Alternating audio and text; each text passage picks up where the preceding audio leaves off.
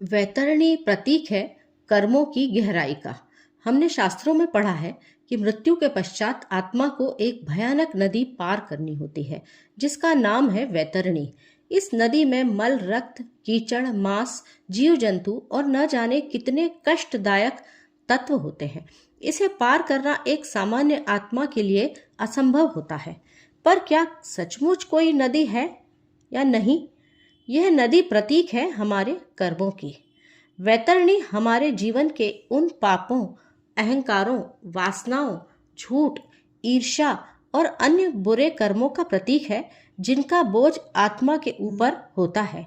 जब हम जीवन में अनुचित, अधार्मिक और स्वास्थ्यपूर्ण कर्म करते हैं, तब हम अपने लिए वैतरणी की गहराई स्वयं खोद लेते हैं। अब हम आते हैं कर्म, यानी जो नियति की नींव है। हमारा पूरा जीवन कर्म से बंधा है। कर्म करो और फल की चिंता मत करो, यह केवल गीता का उपदेश नहीं बल्कि ब्रह्मांड का सिद्धांत है। शास्त्रों में भी कहा गया है, यत् यदा चरति श्रेष्ठः तत् तदेवेतो रो जनः सयत् प्रमाणम कुरुते लोकस तदनुवर्तते। जो श्रेष्ठ पुरुष करते हैं वही सामान्य लोग अनुसरण करते हैं। इसलिए हमारे कर्म न केवल हमें प्रभावित करते हैं बल्कि समाज और आने वाली पीढ़ियों को भी दिशा देते हैं। जब कर्म शुभ होते हैं तो जीवन में शांति, समृद्धि और संतोष आता है। जब कर्म अशुभ होते हैं तो मानसिक अशांति, दुख और अधोगति निश्चित है। और इन कर्मों का फल केवल मृत्यु के बाद ही नहीं बल्कि जीवन में बार बार आता रहता है, रिश्तों में, स्वास्थ्य में, मनोदशा में और आत्मा की शांति में। जब कर्मों की वैतरणी डुबाने लगे, कई बार हम इतने कर्म कर चुके रहते हैं कि आत्मा थक जाती है। यह वैतरणी नदी जैसे भीतर की ग्लानि, अपराध बोध और पछतावे से घिर जाती है। हम सोचते हैं कि अब उबरना असंभव है, लेकिन तभी जीवन में एक ज्योति जलती है और वह है गुरु की कृपा। गुरु का अर्थ केवल शिक्षक नहीं है। गुरु वह है जो अज्ञान के अंधकार से निकालकर ज्ञान के प्रकाश में ले जाए। गु का अर्थ होता है अंधकार और रू का अर्थ होता है प्रकाश। गुरु जो अंधकार को प्रकाश में बदल दे। अतः गुरु वह दीपक है जो भीतर की वैतरणी को सुखा देता है। गुरु वह नाविक है जो कर्मों की गहराइयों से पार लगाता है। गुरु बिन कौन दिखाए राह, गुरु बिन कौन मिटाए आह, गुरु बिन कौन कहे यह सत्य, गुरु बिन जीवन केवल व्यर्थ। अब हम शास्त्रों से कुछ प्रमाण लेते हैं जिसमें गुरु कृपा का चमत्कार दिखता है। एकलव्य थे। गुरु द्रोण की कृपा के बिना कितना भी अभ्यास किया, लेकिन गुरु की कृपा की और बाद में एक परलोक की प्राप्ति हुई और जीवन में नाम भी हुआ। यानी श्री राम और वशिष्ठ। वशिष्ठ मुनि ने राम को ज्ञान, धर्म और धैर्य की शिक्षा दी। रामचंद्र का चरित्र बिना गुरु वशिष्ठ के अधूरा होता है। श्री कृष्ण और सांदीपनी, भगवान स्वयं भी गुरुकुल में शिक्षा लेते हैं। इसका संदेश यह है कि गुरु की कृपा ब्रह्मा, विष्णु, महेश के लिए भी आवश्यक है। अब हम यह जानते हैं कि गुरु कृपा के लक्षण क्या होते हैं।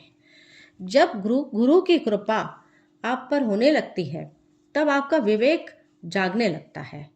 क्या सही है, क्या गलत है, यह समझ में आने लगता है। आपकी वासनाएं शांत होने लगती हैं जो जीवन भर परेशान करती थीं। तीसरी बात है, आपके कर्म सार्थक होने लगते हैं। यानी जो आप स्वयं के लिए जी रहे थे, अब आप दूसरों के लिए भी उपयोगी बनने लगे हैं। आप में दया, क्षमा और सहनशीलता बढ़ गई है। यह सब गुरु कृपा से ही होता है। बिना कोई चमत्कार किए भीतर ही भीतर सब कुछ बदलने लगा है। क्या लेकिन गुरु का मिल जाना ही पर्याप्त है? नहीं। गुरु का मिलना तो प्रारंभ है, लेकिन गुरु की कृपा प्राप्त करने के लिए कुछ तो श्रम करना पड़ेगा। सबसे पहले श्रद्धा, बिना संदेह और पूरे विश्वास के साथ। गुरुजी ने कहा है, इसका मतलब है कि वह सत्य है, यह विश्वास होना चाहिए। सेवा, तन मन धन से गुरु की सेवा। नम्रता, घमंड है या अहंकार है, वह ज्ञान का सबसे बड़ा शत्रु होता है। नियमितता, साधना, अध्ययन और स्वाध्याय, ये भी श्रम है जो आपको गुरु कृपा के लिए करने हैं।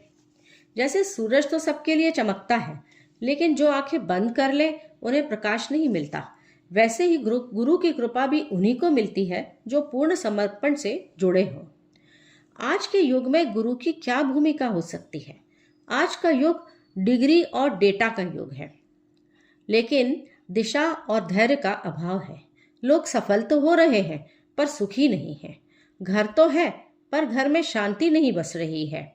ज्ञान तो है, नॉलेज तो है, लेकिन भीतर अवसाद और अकेलापन भी है। आज जीवन की इस वैतरणी को पार करने के लिए गुरु ही हमारा जीपीएस है, गाइडिंग पाथ ऑफ सोल। गुरु ही वह आईना है जो हमें हमारे ही भीतर छिपे हुए भगवान से मिलाता है। यानी कि जीवन की नौका है और गुरु की पतवार है। हम सब जीवन रूपी सागर में तैर रहे हैं। हमारे कर्म है, ये हमारी नाव है। परंतु यह नाव जब तूफान से टकराती है, जब वैतरणी की लहरें उठती हैं, तब गुरु ही पतवार बनते हैं। बिना गुरु ज्ञान न उपजे, बिना ज्ञान न होए। गुरु ज्ञान के दीप बिन सब जग अंधा होए। इसलिए अपने जीवन को कर्मों से सजाएं और उसे गुरु कृपा से मोक्ष की तरफ ले आएं। और एक अंतिम प्रार्थना, हे गुरुदेव, मेरे कर्म के बंधनों को काट दीजिए, मेरे भीतर का अज्ञान जला दीजिए, मुझे इस वैतरणी से पार करा दीजिए और मुझे आत्म प्रकाश की ओर ले चलिए। आप सभी का जीवन समृद्धशाली हो, आप परिपक्व हो और आप सब पर गुरु कृपा बनी रहे। मैं ऐसी ही ईश्वर से प्रार्थना करती हूँ। धन्यवाद।